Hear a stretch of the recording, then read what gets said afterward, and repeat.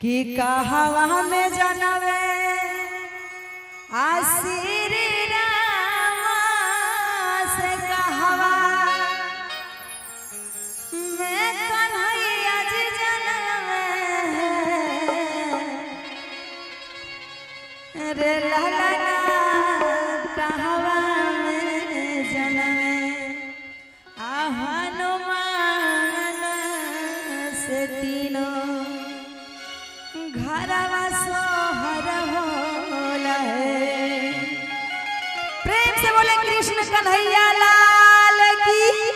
क्या बात है। कृष्ण के जी का भी बहुत सारे यहाँ पे बैठे हुए हैं और हम चाहेंगे आप लोग ताली का साथ देते रहिएगा जब हम भजन स्टार्ट करेंगे तब। आइए म्यूजिक से जय हो। एक ताली हो जाए मीठी मीठी ताली के साथ। क्या बात है जी।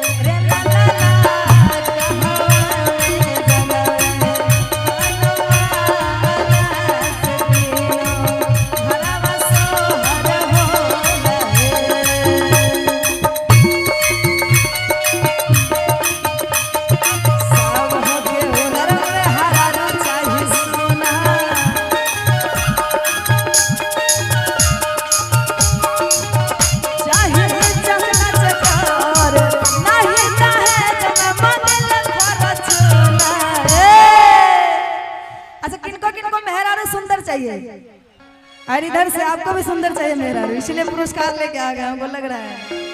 अरे इधर से किनको किनको चाहिए? उनको भैया तो अभी बच्चे लग रहे हैं, उनको अभी शादी कैसे होगा? कहड़ा मुखिया जी की तरफ से 500 रुपया पुरस्कार है, बहुत बहुत धन्यवाद उनको। और किनको किनको मेहरारू चाहिए और फॉर्च्यूनर दहेज में नहीं चाहिए? हाथ उठाइए, सबको दहेज चाहिए। सब दहेज लेने वाले हैं ना? सबको धरा देंगे, हमारे प्रशासन भाई यहीं पे है।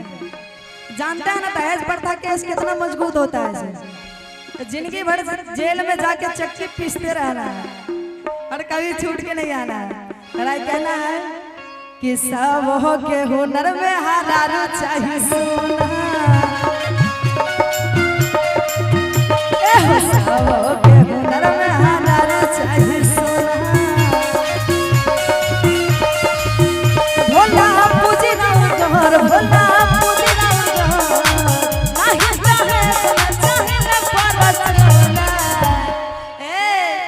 सभी आदमी पहले हाथ उठा लीजिए और ताली के साथ कहना है कि सब हो के हुनर में हरारू चाहिए सोना,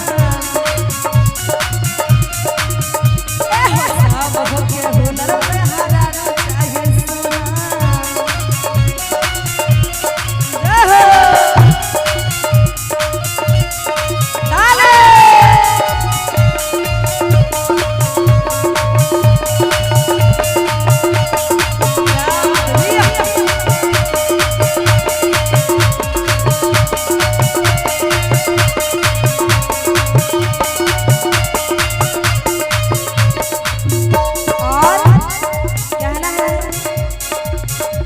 अरे अयोध्या में जाना में श्री राम से मथुरा में कन्हैया जी जाना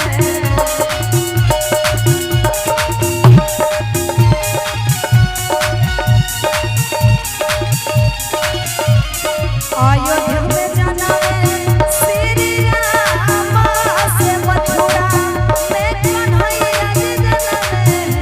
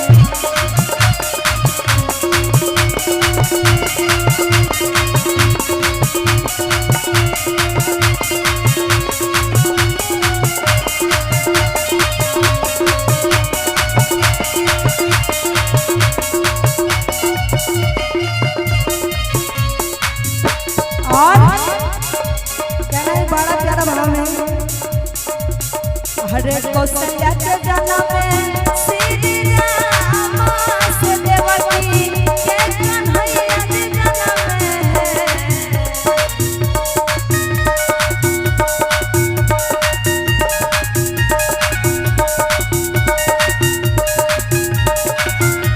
ये है हमारे न्यू लक्ष्मी ज्वेलर्स कहरा कोटी विपिन सोनी जी की तरफ से 200 रुपये का पुरस्कार है। बहुत बहुत धन्यवाद उनको।